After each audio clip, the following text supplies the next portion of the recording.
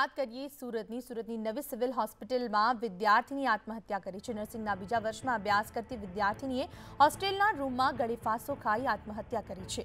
વિદ્યાર્થીની પાસેથી suicide not મળી આવી છે, જેમાં તેણે માનસિક દબાણને કારણે આ પગલું ભર્યું હોવાનું લખ્યું છે।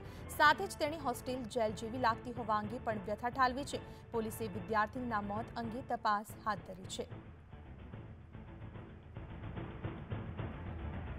संवाददाता अनिल पांड्या हमारी साथ जुड़ाया है। अनिल, जणावशो कि आ अंगे हाल शुं वधु विगतो प्राप्त थई रही छे? जे घटना घटी है विद्यार्थीओना अपघातने लईने जे अन्य विद्यार्थीओ छे नर्सिंग स्टाफमां एमां रोष व्यक्त करवामां आवी रह्यो छे। तेओ होबाळो मचावी रह्या छे।